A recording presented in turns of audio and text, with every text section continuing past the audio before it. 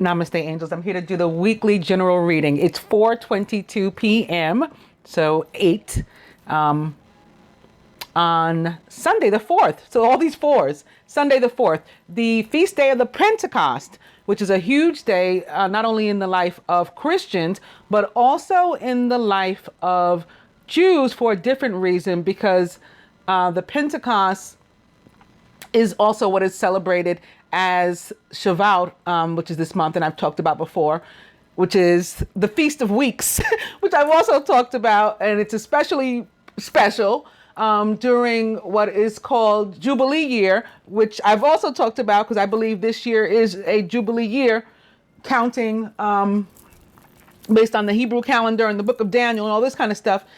A huge, huge week all around, not just with that, all that stuff that's going on today, but there's a lot of stuff from an astronomy perspective, an astrology perspective, and also a spiritual or even theology perspective. I'll start with that. Again, today is the feast day of the Pentecost. Tomorrow, Monday, the 5th, the feast day of Mary, Mother of the Church. And I'll probably talk about what that is exactly during the Monday reading, the daily reading from Monday, rather than today, because with the weekly, because I'm going to have to go over what's going on in the sky too. On the 8th, Thursday, it's the feast of Jesus Christ, the eternal high priest.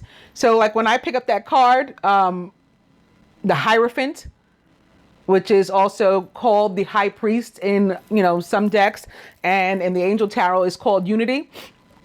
And I say it represents the sign of Taurus, but I've always felt Virgo from the time I picked it up. And I believe the high priest is a Virgo, similar to how I know the high priestess is a Gemini, but in the tarot, it's for some reason attributed to water signs. It's because Jesus is the high priest. That is celebrated as a feast day on Thursday the 8th. And, that's three in 1 week. The Pentecost, Mary, Mother of the Church, and Jesus Christ, the eternal high priest. So I'll go with that to the astrology.com site now and what's going on this week in the sky. Well, today, Comet Johnson, also known as C215 V2, should glow at 7th magnitude this week, bright enough to be seen through binoculars or a small telescope despite the moon's presence. It rides high in the south during the late evening in the company of the magnitude of Arcturus at 0.0. That's pretty bright. The comet appears 5 degrees east of the star, and both last night and tonight. So it started from yesterday. This first-time visitor to the inner solar system makes its closest approach to Earth on June 5th and comes closest to the sun just 1 week later. Monday, June 5th. Although Saturn will reach opposition and peak visibility in 10 days, observers will be hard-pressed to see it as inferior this week. The ringed planet rises around 9 p.m. local daylight time and appears highest in the south around 1:30 a.m. Saturn shines at a magnitude 0.0. Again, that's really bright. Like the lower this magnitude, the higher the brightness. It stands out against the relatively dim background stars of the southern Serpent Bearer. If you target the beautiful world through a telescope, you'll see its 18-inch diameter disk surrounded by a ring system that spans 42 inches and tilts 27 degrees to our line of sight. The dwarf planet Ceres is in conjunction with the sun at 8 p.m. Eastern Daylight Time. This object, which lies in the main asteroid belt, then lies on the far side of the sun from our perspective and can't be seen. Tuesday, June 6th. Neptune rises before 2 a.m. local daylight time and appears about 20 degrees above the southeastern horizon as twilight commences. The distant world glows at a magnitude of 7.9, so you'll need binoculars or a telescope to spot it. Fortunately, it lies near a brighter star that will guide you. This morning, Neptune stands 16 feet southeast of 6th magnitude 81 Aquarii. The star shines some 5 times brighter than the planet. You can confirm your sighting of Neptune through a telescope, which reveals the planet's 2.3-inch diameter disk and blue-gray color. Wednesday, also on the 6th, jumping to astrology from astronomy, Venus enters Taurus. So it's like she's coming home to one of these signs which she rules, and Mercury does the same. Although Mercury, some people say the 7th. I've also read in some of these astrology and astronomy like magazines to which I subscribe. The 7th also, by the way, the birthday of Prince Rogers Nelson. It equals, of course, 13. 6, 7 equals 13 because he's of mother. All right, getting back to this. Wednesday, June 7th. Although asteroid 12 Victoria glows dimly at magnitude 10.6, you shouldn't have a major problem finding it through a telescope this week. The asteroid lies just 2.5 degrees east of our magnitude Spica, the blue-white luminary of Virgo. The region resides in the southwestern sky after evening twilight fades away. Tonight and tomorrow night are particularly good times to track down Victoria because it skims just east of a triangle of stars that includes 7th magnitude 56 Virginis. If you sketch the field tonight and then return to the same area tomorrow, you should be able to detect the asteroid's movement relative to this stellar background. Thursday, June 8th.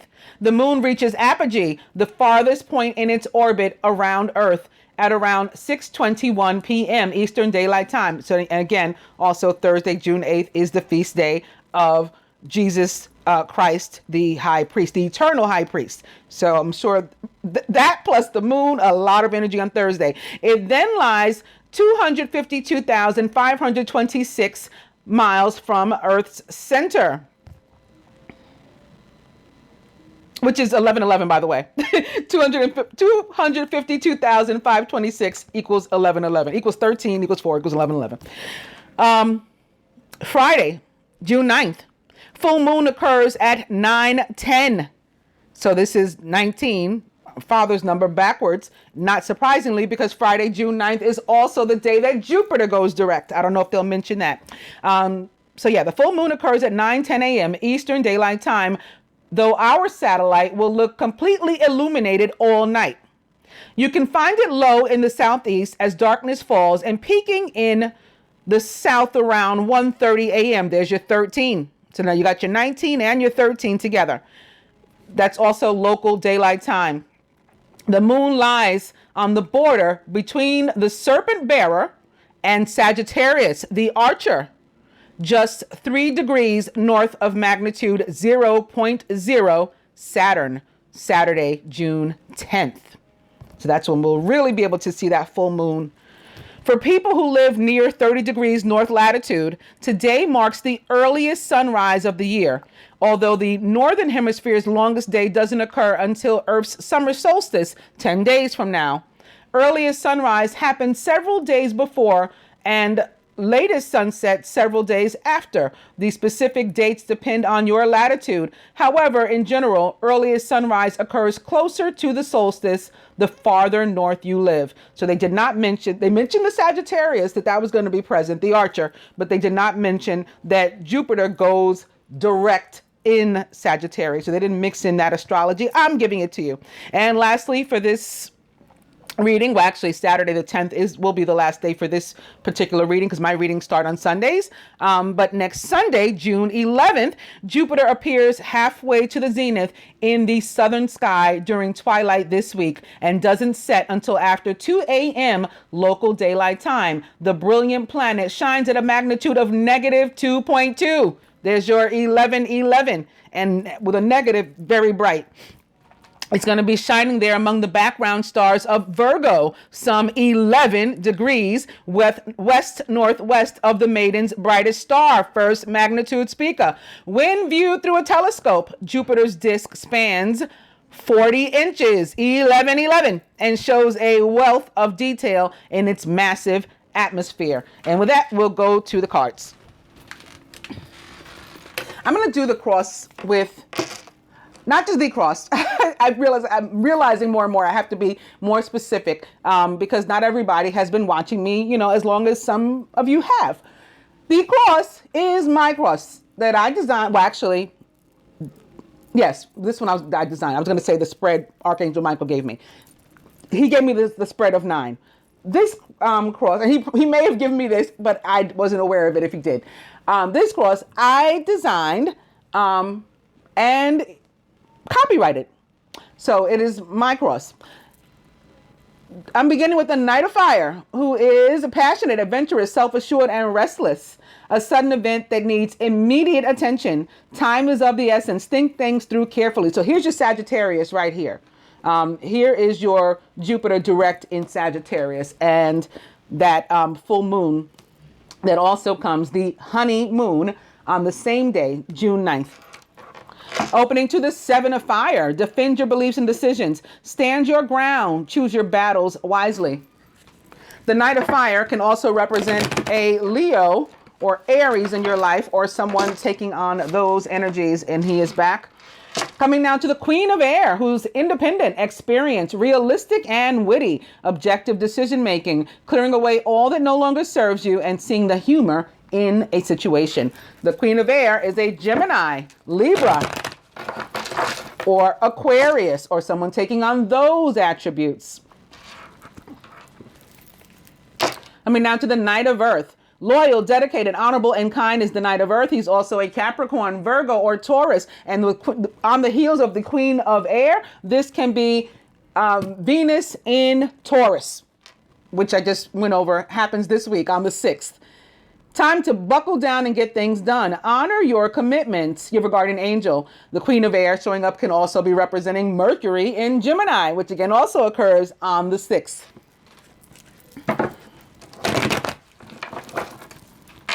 And these can represent actual people in your life because court cards tend to. Knight of Fire back. One more. It's the Page of Air. Logical, honest, impulsive, and curious is the Page of Air. And specifically a Gemini, if not a young person in my mind. Challenging information, delays or changes to plans, and truth delivered without tact. This is about truth bombs and delays. Truth bombs that could be coming to you or coming from you.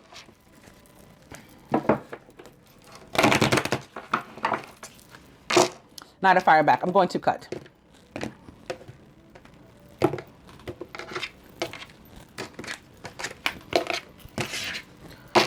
And it's the Page of Fire, who's outgoing, creative, confident, and mischievous. And for me, similar to how the Page of Air is specifically a Gemini, the Page of Fire is specifically a Sagittarian. News of an exciting new endeavor. Use your originality and ingenuity.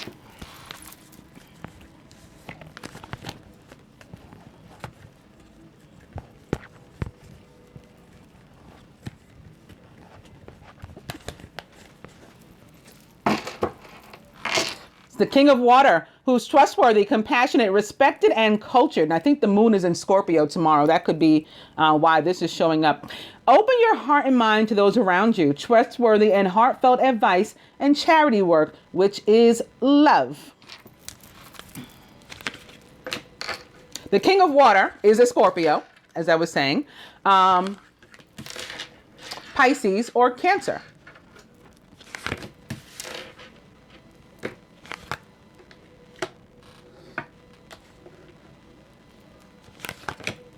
And I've elected to use the traditional Angel Tarot for the cross this week as opposed to another deck.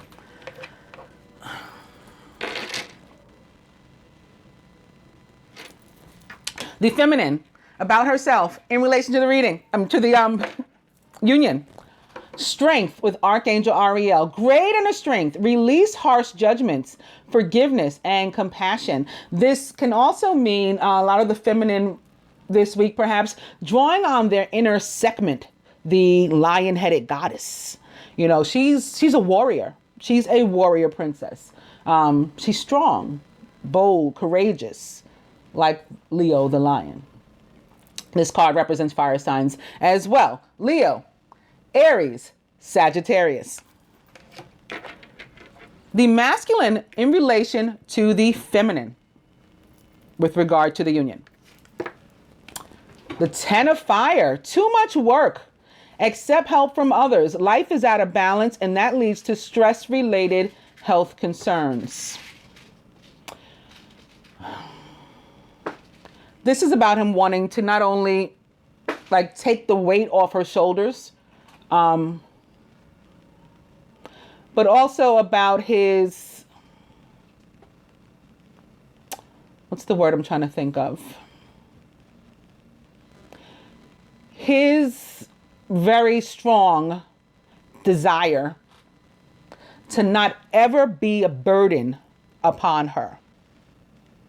Like to really be a provider. Although he sees her strength, he sees her fire.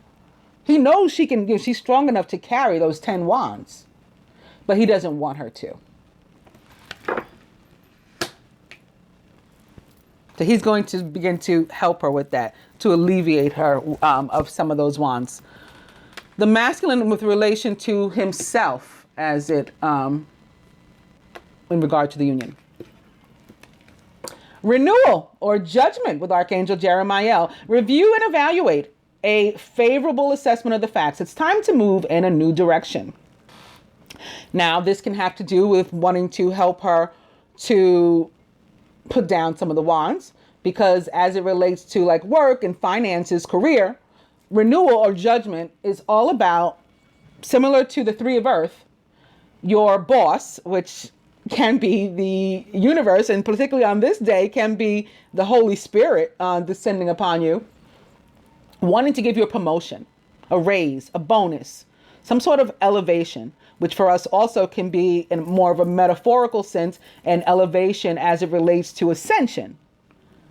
Again, with the Holy Spirit descending, helping us to ascend. All of those things can be possibilities.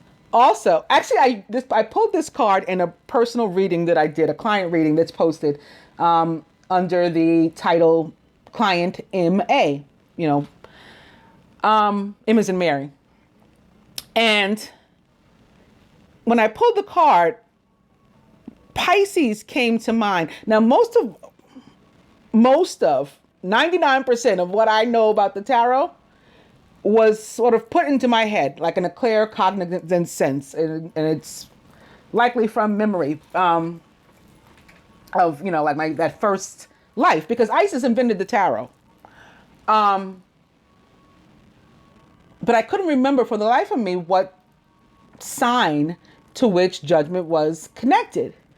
And I said, I'm feeling Pisces, but I'm not sure if that's right. And then later on the reading, it came up again, and I said, you know what? Maybe it's fire. And I was like torn. I'm like, forget it. Obviously, I just don't remember. Who cares? Let's move on. I had to look it up after, as I said I was going to. And sure enough, not Pisces, but it is connected to the planet Pluto. So not a sign, the planet Pluto. But Pluto rules Scorpio. So that's probably about what I was thinking. And it makes a lot of sense, because judgment is about, especially in the traditional tarot with that card with, people whom people believe is Archangel Gabriel blowing on the trumpet. And there's like souls in purgatory all around at the bottom, wondering where they're going to go. Well, the Scorpion King, the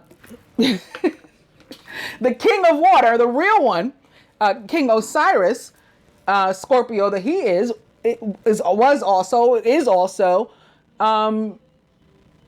who makes the ultimate decision about what happens to us upon the death, and was always believed to be this god of the underground, where Anubis would gather people, bring them to Maat. She would, begin to start the judgment. And then ultimately the decision would be up to Osiris, bring them to him. So it all made sense about this renewal. And I say all this to say a few things. This can be connected with the way the masculine's feeling about himself. This can be connected to the fire, and again of Leo, because Leo specifically mentioned with regard to this card. Although Leo's ruled by the sun, not Pluto. It can have to do with the sign of Scorpio and perhaps other water sign, but specifically Pluto, the planet Pluto. Again, Scorpio, I believe we have a Scorpio moon tomorrow. And it can have to do with the masculine's judgment of himself as it relates to, and that can be why a lot of them having backed away, withdrawn, at least to an extent, if not completely separated, to get back to this, because the king of water or Pluto, that's who determines, again, the ultimate outcome of everything. That's the provider. That's the decider. That's all of that. He doesn't want to be a burden. He can't. So we might not understand sometimes, why withdraw, especially without saying anything. Well, King Osiris also know the Lord of Silence. So that's another problem. But this says a lot, pulling or for the masculine to select this card in describing himself or his sentiments. It says a lot. This card also about, as it relates to relationships and romantics. I got to go into everything because this is the general reading. But as it relates to love, this card also about, and not just romantic relationships period, between people, can be friendships too. This card is about having reached a crossroad, a make or break moment of what are we doing? Where are we going from here? And it's another 11. So the feminine is an 11 with strength and that fire energy of Leo. And perhaps Sekhmet. And the masculine is an 11, potentially with the fire energy of Leo and Ra, who is also a Leo.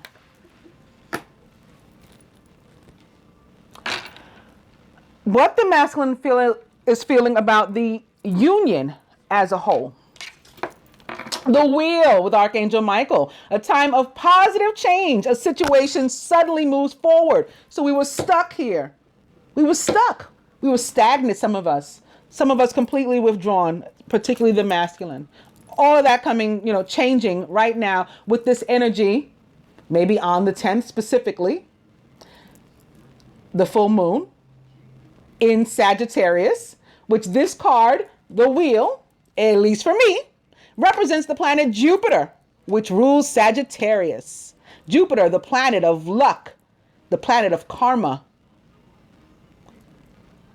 rules Sagittarius. Also connected, at least for me, to the fixed signs. Scorpio. So to get back to this too, the two of them tied together. Leo. Taurus. So there's the Venus being pulled in too. And Aquarius. Overall, the three of air, great sadness. Take time to heal. There's a need to forgive yourself and others. Notice this crossing judgment. This is perhaps even more so than the feminine, the masculine being very hard on himself. But having reached some sort of realizations and epiphanies about how he could have done certain things a little bit better, gone about some of the things that he's done in a better way. Also, potentially having to do with a third energy and maybe a quote unquote party of three, as I call them, and potentially even a love triangle. And that would be why, another reason why maybe it's crossing this renewal card. Because again, we're at a make or break point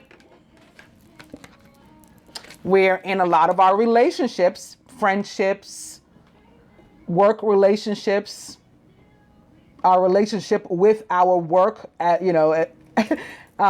if it's a person, like, do I stay with this job? Do I leave? Is it time for me to go? And, our romantic relationships. There's been, hurt in some cases. We got to cut some of these things off that will bring moments of hurt. And that's why these two showing up crossing one another. And why the masculine selected them. The outcome. The king of earth, who is generous, professional, responsible, and practical. A successful time. Confidently accept opportunities you're offered. You have the Midas touch. And that being, again, this is abundance of love, money, material, all of that. That being, again, because of this positive change that occurs in the lives of us all. How awesome was that? Take a quick look. You know what? Let me do the other placements while we're here, before I take these up. To see, like, how we can help to further this along. What would the masculine have the feminine to do or surrender toward, bringing this union together? The 5 of water. Things not turning out the way you'd hoped. Not seeing the positive of a situation and crying over spilled milk. He wants her to stop missing the point that she's got these 2 cups. One of which represents him, and herself. He wants her to be more self-loving, more conscious of herself, of her worth, and of his. What is the masculine willing to do or surrender himself toward the union?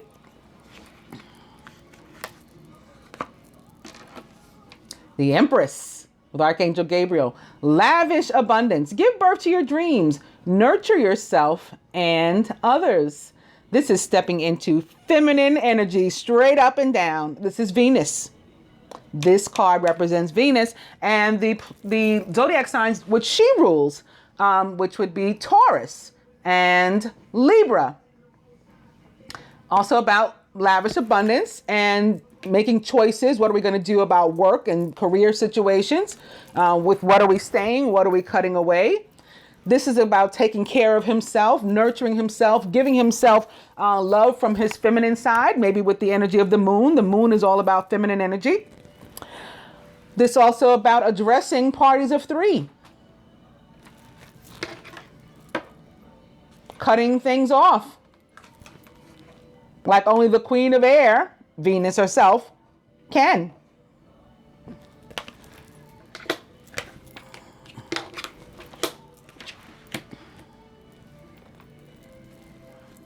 Sitting here next to the King of Earth, this is another indication on a separate note of the abundance coming through it, especially underneath the wheel. What would the universe have the 2 to do or surrender toward the union? The Queen of Fire. Confident, warm, intelligent, graceful is the Queen of Fire. Stretch your wings and fly. Don't underestimate yourself. Assert your independence and creativity. I think that one's pretty much to the point.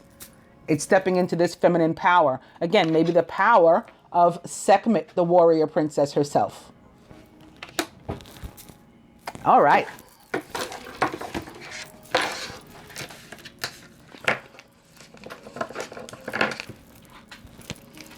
We'll give these a quick shuffle on camera, opening to the Ace of Water, falling in love, or the resurgence of a relationship, spiritual growth, and enhanced intuition, maybe even a new home.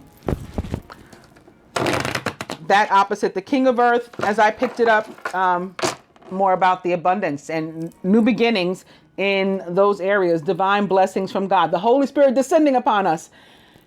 King of Earth, again, about a successful time, having the Midas touch, opening to the High Priestess.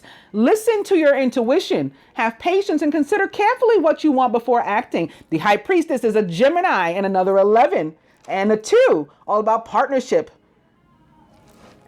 faith, duality. Gemini. She can also be a water sign. So this is sort of merging the 2 together. This 2 opposite the King of Earth. And now taking over. I'll go one more. And it's the Queen of Air in another version. So she's the High Priestess here. She's being very Gemini, opposite herself, mirroring herself. Objective decision making, cutting away all that no longer serves you and seeing the humor in a situation is why she's here. High Priestess back. So we would use our intuition to help us to decide of what we need, or with what we need to dispense, with whom. What do we need to cut away? Pay attention to that intuition. Let go of any fear. You don't have to tell anybody your plans. Real G's, like Geminis, move in silence and then do what you have to do. Just cut people away. That's the end of it. Cut things away. Cut places away. You know, if you're feeling bound to an old place of employment or an old living situation or whatever that doesn't align with you anymore, get rid of it all. And that brings us full circle right back to the Queen of Fire. Don't underestimate yourself.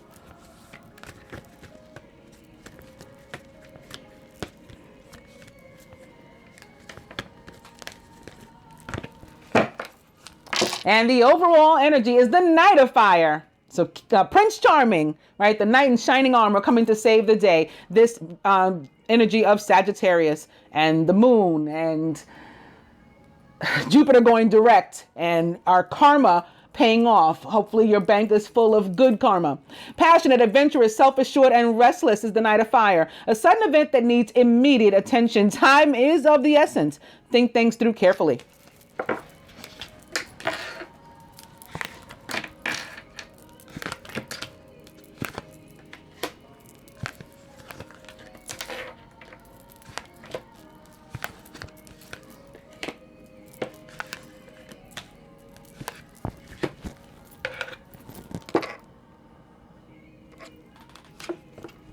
Masculine is the Seven of Fire. Defend your beliefs and decisions. Stand your ground. Choose your battles wisely. This could be coming into play with people questioning why he's cut off what or whom. And he will decide for himself whether or not he's going to address those people or just walk away from them. He'll choose how to decide how to defend himself and his beliefs. Coming to some of those beliefs could be spiritual. He may have changed from a previous ideology, something with which he was raised. He may have cut that away. I no longer believe in this. It no longer aligns with me. It no longer resonates with my soul. I'm cutting it away. I'm moving onward and upward. A desire to move on. The search for something more meaningful. Spiritual and emotional growth.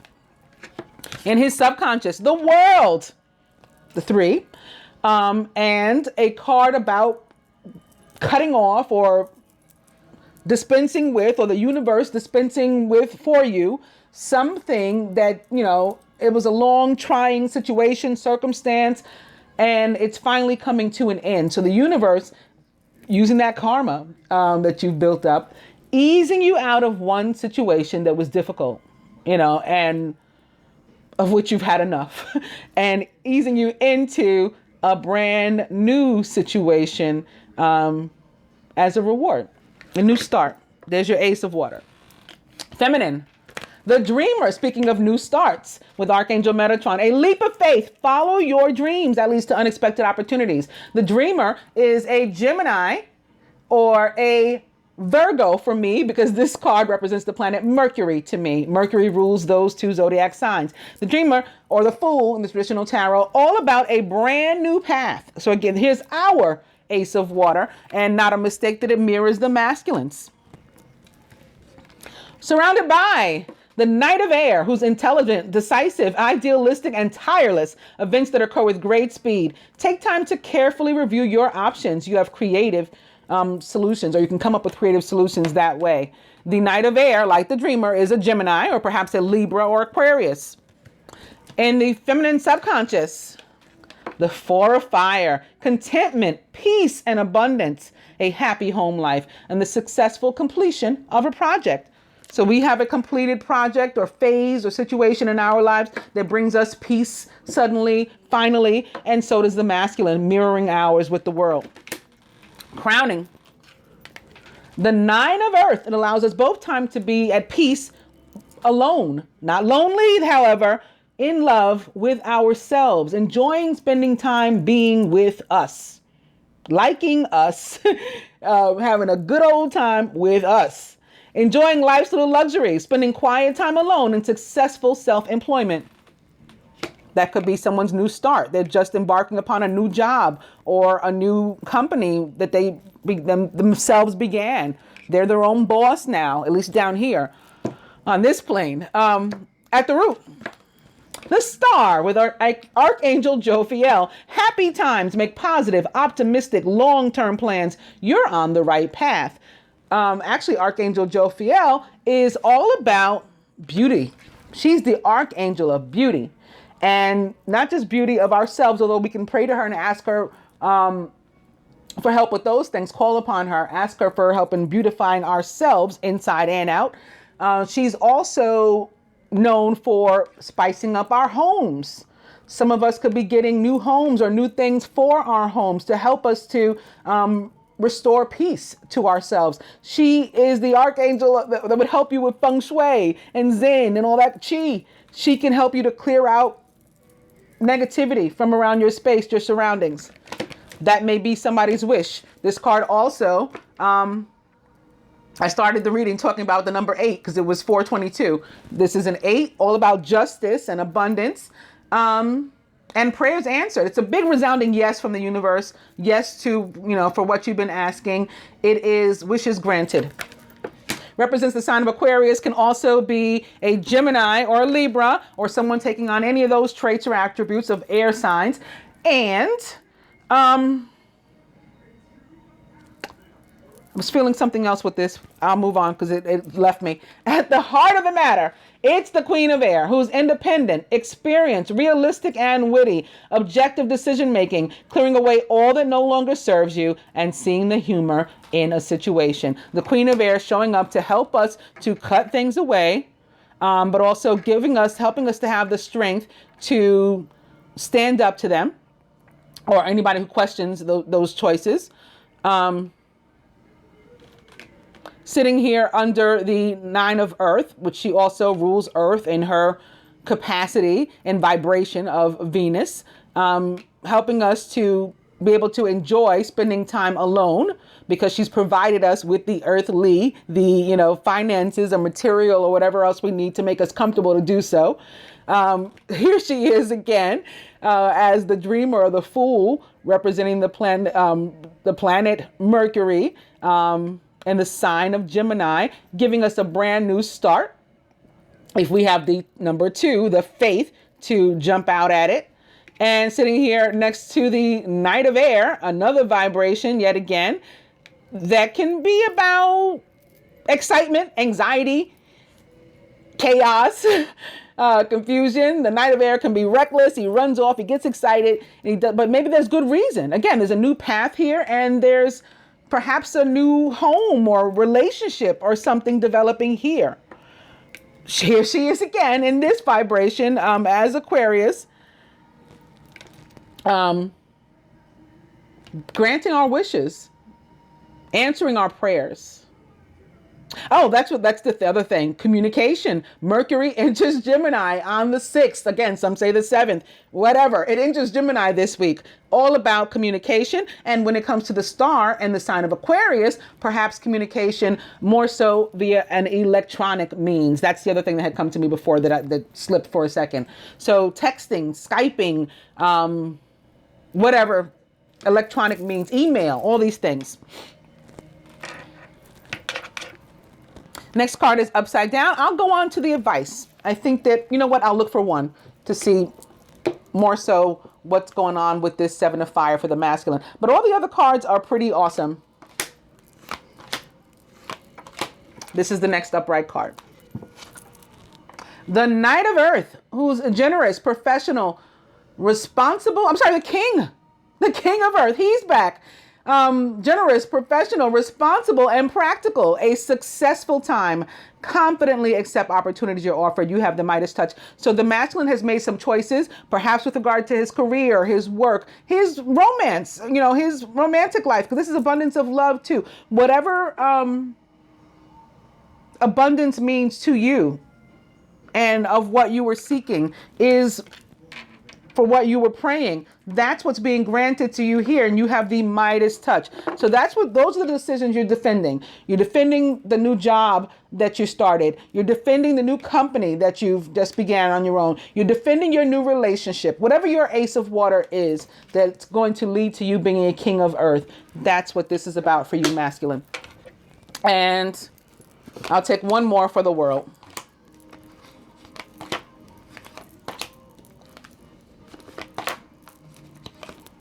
The Emperor with Archangel Michael, organization and logic, structure and discipline and leadership.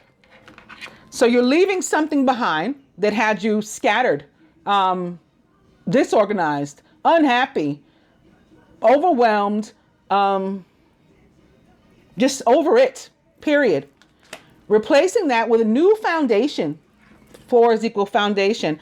Now we have 4, 11, 11, 4, 11, 11, and 8. 4 plus 4 equals 8. We have the giving us a 16, or God, maybe God force down here, helping us to move on with these things.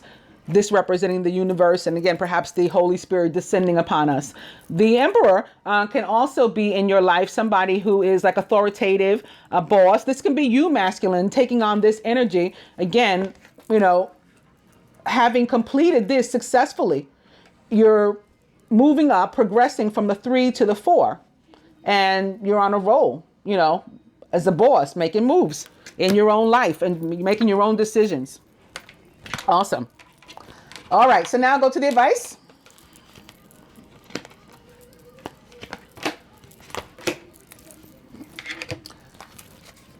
And from the Ascended Masters deck, beginning with Go Now, says Serapis Bay. Meditate from Buddha. Go Now. Drink more water from Queen Oshun for that ascension.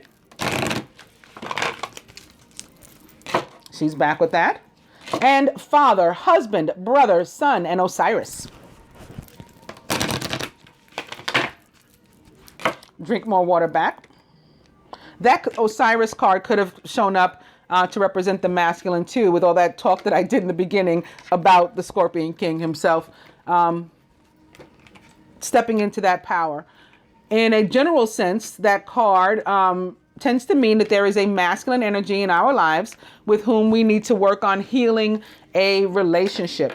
And that masculine energy can be ourselves, whether we are male or female or masculine or feminine, identify as either. So now I'm picking up the cards. Yes is the card to which I've come with Ganesh. Lord Ganesha, moving out any obstacles that were in our way. Yes, I'm doing it. Yes, your prayers are being answered, all of that. But I got to mention that peace offering shows up here as well. Peace offering in a general sense about being willing to extend, you know, the olive branch and make that peace offering. But also when I personally pull that card or see it or whatever, come into contact with that card, it's an indication of death surrounding the light worker collective. So you will usually see celebrity death, and some of us will see in our own lives this week, you know, friends, perhaps family. Tends not to be immediate family, and it's not to, you know, become afraid of. I just have to mention it when I see it, because it is what it is. So yes, I've come to.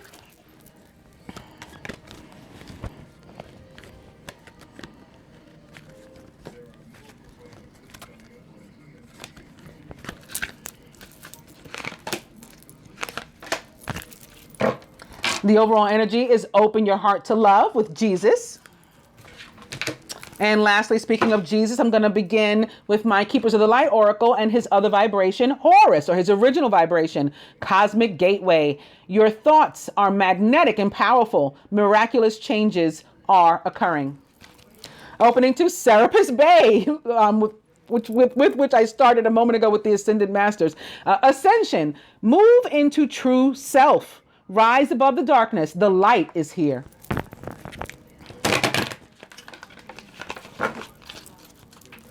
Horus back. Opening to Hope, love and acceptance. Love is yours. Recognize your divine worth. This is what I was talking about earlier with the masculine and that 10 of wands, that 10 of fire card. Recognizing our worth, his worth, and the 5 of cups that I talked about. The feminine not recognizing her worth, the masculine wanting her to. Horus back. I'm going to cut.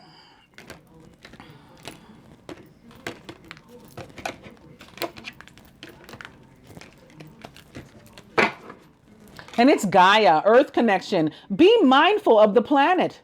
Come back to Earth and stay grounded.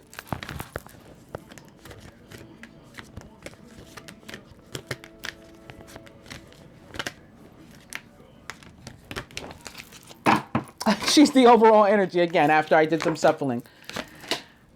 Okay. Advice to the masculine. Lord Ganesh is back. Infinite abundance. Obstacles are being removed. Spiritual support and connections are increasing. So he's said that message doubly. To the feminine, Commander Ashtar. Call to action. Take charge and lead by example. Walk your talk. You have your inner segment upon which to draw. From the Ascended Masters to the masculine, energy healing, Merlin. Work on that. I think you're doing that. You're doing that. Here you go. And again, you can call on Archangel Jophiel for some help as well. Feminine, follow your heart, says St. Francis. Go ahead and take that leap of faith as guided by the universe. And masculine, I've been talking about Scorpio all morning, or all afternoon rather, during this reading. Release or death in the traditional tarot, representing the sign of Scorpio or other water sign. It's the end of a phase or situation, as your world card indicated as well. Spiritual transformation. It's time to move on just like you want to. You're being granted that from the universe, that assistance, again, with the energy of the world and Archangel Michael helping you to move on. And lastly, feminine. For us, it's the Knight of Earth, who's loyal, dedicated, honorable, and kind. It's time to buckle down and get things done. Honor your commitments. You have a guardian angel. The Knight of Earth is a Taurus, perhaps, with what's going on this week. A Virgo. It can be you, feminine, or it can be somebody impactful upon your life in any of those areas or these areas that we've discussed this week. I hope that you guys enjoyed the weekly reading. I'll be back with love. Namaste, angels.